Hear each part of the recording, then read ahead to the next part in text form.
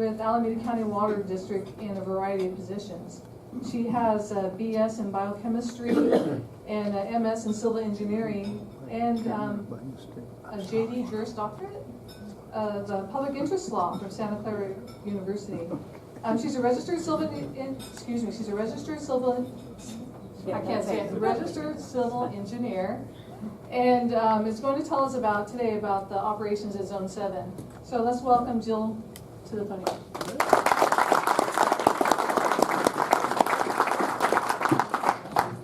Thank you. We'll see if we can get it low enough, or if I have to hold it. You know, this is the thing about being extra short. There's always challenges with the microphone. Yeah, I'll have to. Yeah. So, Zone 7, right here, huh? Yeah, Okay. Keep coaching me, guys. If I start slipping, somebody give me the gesture and I'll try and do better. So, yeah, whatever gesture seems appropriate, I'll pick up on it. So, Zone 7 serves a variety of public service functions here in this community. We provide drinking water and groundwater basin management, irrigation water, so a lot of our vineyards receive water before it even goes through our treatment plants. It's what we call untreated water. And we also provide regional flood protection. So when we pray for rain, it's always, but not too much too fast. Next, please. So what exactly are those functions? Again, Eastern Alameda County, a little over half the county lies within Zone 7 service area, and we try and do regional flood protection projects to keep the community safe. Obviously, you know, the powers that be up above us sometimes override our efforts, but we do the best we can. We're also a state water project contractor. We were formed over 50 years ago to start importing water into this valley, because even in the 50s, there wasn't enough water for the community's water needs. We treat the water and we sell it wholesale to 4 local retail agencies. They're the ones who read your meters and send you the bills. And then we are the untreated water supplier for the local ag and irrigation customers. We figure it's about a $200 million a year industry. That was an estimate provided by some of our local vintners. We also manage the groundwater basin, and what does that mean? It means that we try and manage how much water is in it and the quality of the water in it by artificially recharging. Some of the water we purchase from the state project goes into the groundwater basin. We monitor and make sure spills get cleaned up. We do all kinds of stuff with the groundwater basin. Next, please. So I'm going to talk just a minute about our logo. Go ahead. This has a little bit of animation. You're going to have to go through this. So it's water supply, flood protection, groundwater management. Boy, this is breaking up odd on this particular computer, but nevertheless, and stream management. Next. But they're all interrelated. Keep going. There's going to be a few here. So groundwater management is done by artificial recharge in the streams. Next. Water supply obviously relies on groundwater management, and flood protection and stream management are interrelated because the streams are where the waters flow. And then water supply and flood protection are integrated as well. So the whole thing comes together, and it manages the water quality for your drinking water, what's in the groundwater basin, etc. Next. So things we've done recently, we removed a big concrete structure that was falling apart at Castlewood and returned it a little bit to more natural looking habitat. We've also worked on restoring a portion of the Arroyo Mocho, getting some of the concrete out there and putting in some plantings, some baby oaks. Some of you may have been involved in the Living Arroyos program. We do a lot of work with managing salt in the basin because it's a closed basin. And last but not least, we try and be fairly environmental by doing things like adding solar power so that we don't rely so heavily on the grid. So that's Zone 7 in a nutshell. We try and do all kinds of stuff out here. Next. Where the heck do we get the authority and funding to do all this?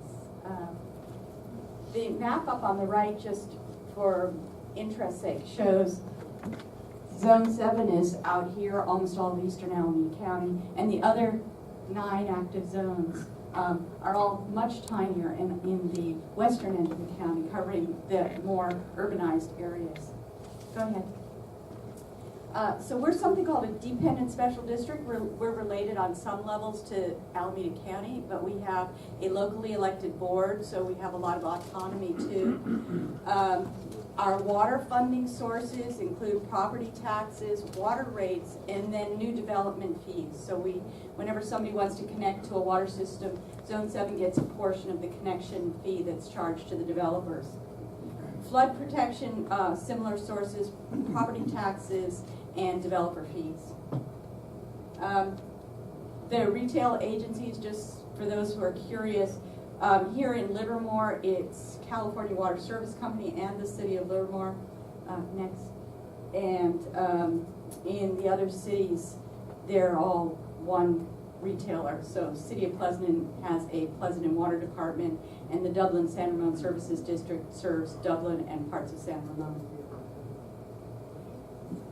State Water Project, I mentioned this earlier. This is one of those big projects in the state that moves water around. Basically, Sierra snowmelt is captured in Lake Oroville and then moves around the state to various other storage areas, including the San Luis Reservoir and the Outer Bank groundwater storage in Kern County. Next, please.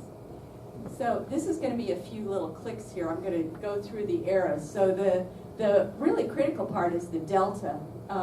So go ahead, click, and that's where the pumping plants are that you'll sometimes read about in the newspaper. They are what's sending water, and click, both to Southern California and the farms in the Central Valley, as well as click,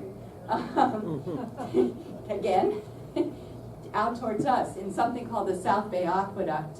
The South Bay Aqueduct serves, and you can go again, by one local storage. It'll put some water off stream in Lake Del Valle, so that's part of the state project. That's owned by DWR, and there's an agreement with East Bay Regional Park District to run it.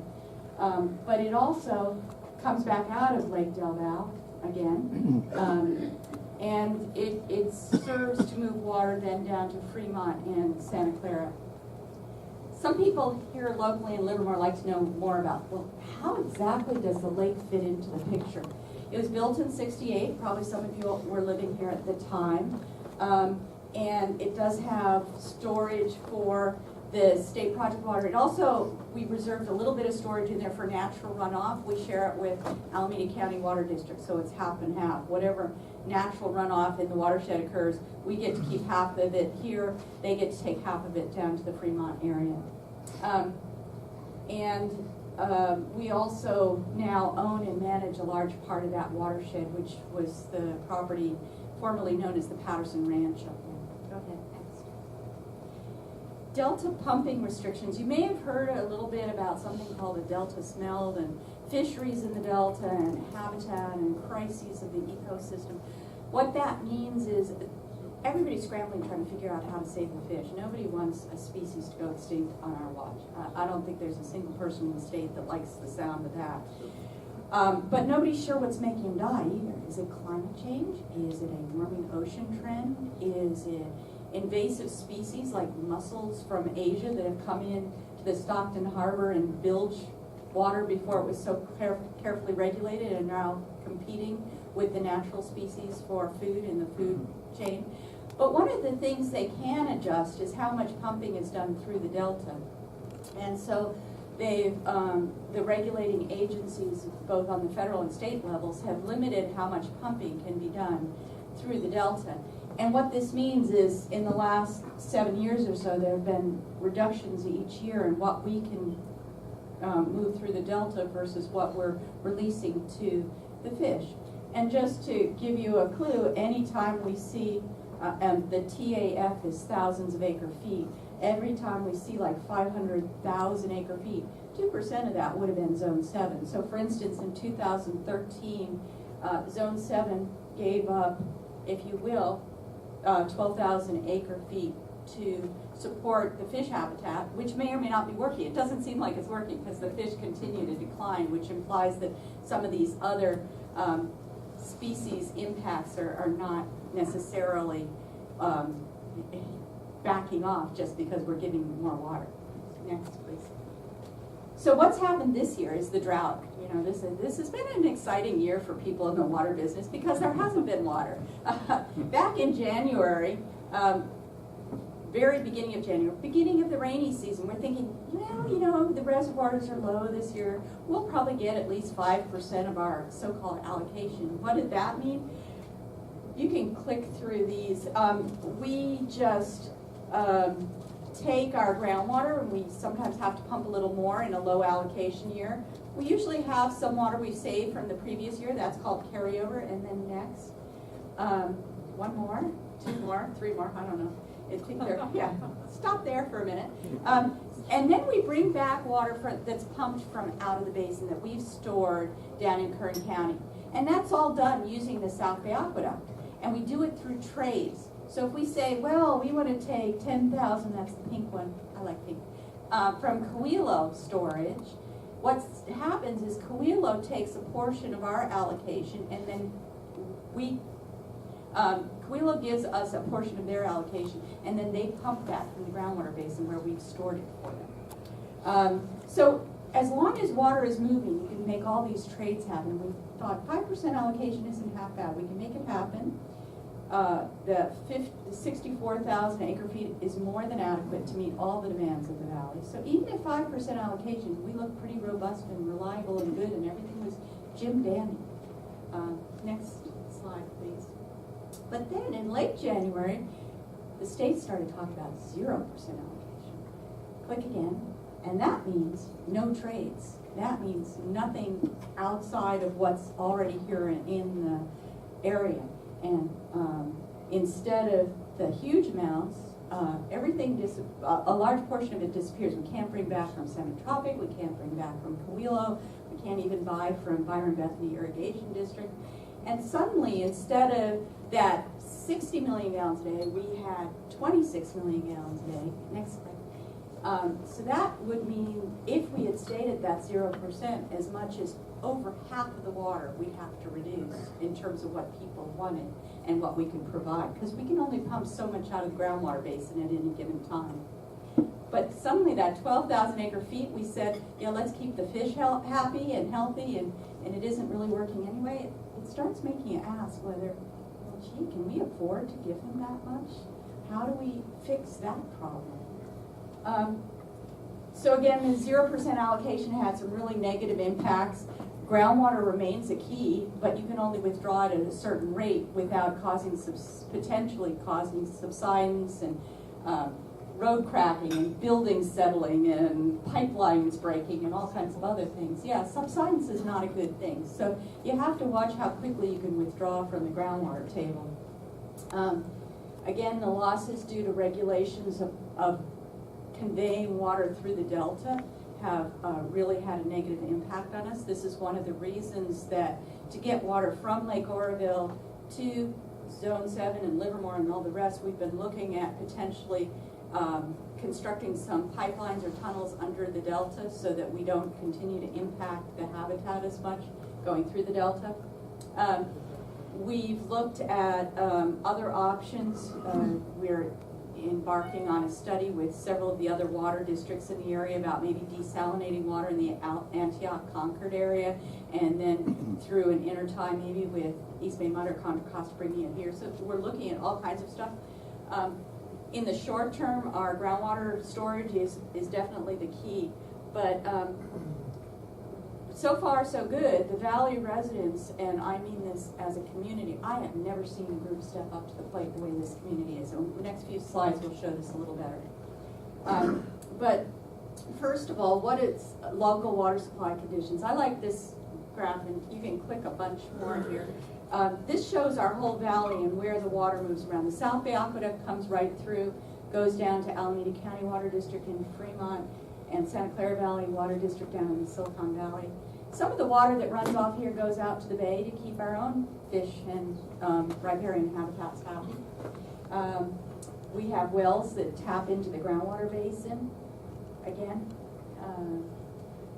in a normal year, water comes from Lake Oroville to through the delta. We use that because the south the state water project was constructed on the cheap, so instead of putting in canals, when they could use existing canals, they used them, so they just moved water right through the delta. So our Lake Oroville is sort of equivalent to the Hetch Hetchy Reservoir, but San Francisco had the money to put in the pipelines and take it over hill and dale instead of running it through natural waterways the way the state project has. We then use either the California Aqueduct or the South Bay Aqueduct to bring water here locally. Next. We also managed to collect some, as I said earlier, some of that local precipitation in the Del Valle Lake. But now we look at a worst case scenario. Click. And all of those go kind of red and disappear. And there's no water supplied from the South Bay Aqueduct, no import. We started the year with an operational storage of a little bit under 60% because it's the third dry year. We've been relying on our reserves this is the third year running. Also, I don't know whether any of you noticed this or not, but last year was the driest year on record in the Livermore Valley. So we got almost no runoff into Lake Del Valle. And at the beginning of the year, it was only 72% full too. So we weren't sure how the heck we were going to fill it if there was no water coming in from the South Bay Aqueduct. By April, things were looking a little better because we had a little bit of rain in February and March. Not much, nowhere near an average year, but a few drops, and that helped relieve things a little bit. So our potential worst case was looking a little better. The state said you can have all your carryover water from last year. We'll make sure that we move it into Lake Del Valle, so even if the South Bay Aqueduct has problems, you'll get that water. Yeah. So it looked like we would have 35 million gallons a day or 39,000. So not what we really had thought we were going to, as bad as it had been 2 months earlier. It was a little better.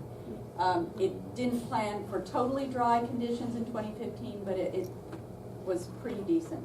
Click. So one more time here for planning operations, but again, just to keep in mind that little 12,000 acre feet that we gave up as it conveyed through the delta, because as you put that number in here, 12,000 acre feet takes you up pretty high. Supply and demand, if we look without conservation, is that left all gray one. With conservation, we had in January asked for 20% voluntary conservation, so we show that there. However, we were not necessarily achieving it yet. Next.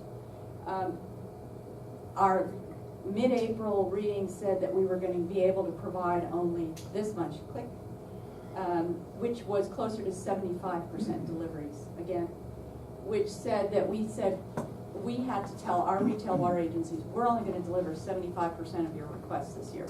Here's some things we think you should do. Focus on outdoor watering, and we'll get to that in a minute. But just to keep in mind that 12,000 acres, not a bad number. Next. It was so painful to do to look at these numbers. Anyway, click one more here. So that dashed line shows 2013 demands, and as you can see, there are shoulder months: January, February, and then again November, December. People don't use much water because they're not watering their lawns. That's really all they need if they do no watering. So we said, you know what, if we could cut off the peaking part and people would reduce their outdoor use by only 50%, we could meet that 25% by the end of the year. People don't have to worry too much about what they're doing inside if they can turn off the water while they're toothbrushing or whatever. But that's not the big key part for Zone 7. The big key part for this valley is minimizing outdoor watering. And 3 cheers and golden stars to everybody with a golden lawn right now. So this is how we're doing. I mean, from a community standpoint, this is through, I think, last Friday. The red line, I'm going to step over here, be Vanna for a minute, huh? The red line shows where we want to end up the year. The top line shows the 2013 demand. So you can see it's 25% by the end of the year that is our target. The blue line shows where we are as of today. So we're hitting those targets. 3 cheers once again. The bottom graph is separate. It shows day by day. We record this every day, how much water the folks in the valley are using. remember, January, February, March, we were still asking for only the 20% voluntary and not getting much response. But when the boom was lowered and we asked for that 25% with a focus on outdoor watering, everybody just is doing a fabulous job. And yeah, there are exceptions. There's the neighbor that has the gorgeous green lawn, but you know, again, I just can't say enough about the way the community has stepped up. Next, please. But not to forget that the valley's economic lifeline really is the South Bay Aqueduct coming in. This is a picture of it at Tesla Road. And that's why Zone 7 was formed, to bring that water into the valley. Right now, it's over 80% of our supply. Right now, meaning on the average year. Without that, this valley would not have a groundwater table where we do. We wouldn't have water stored in Lake Delta because there wouldn't be a Lake Delta. You know, it's all part of the water picture. Without the water that gets conveyed through the Delta and eventually to Zone 7, we're up well, a very dry creek. No paddle needed. Thank you, everybody.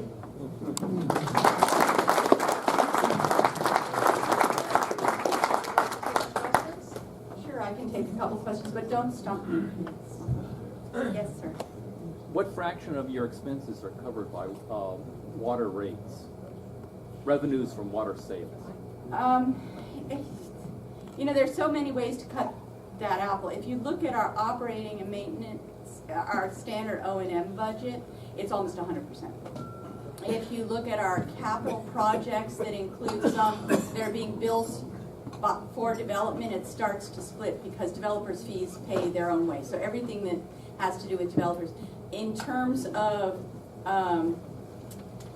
state debt indebtedness, so if we say we want you to improve the canal, you may have noticed that they were doing some relining of the concrete and things along the canal that came through town a few years ago, and they just finished up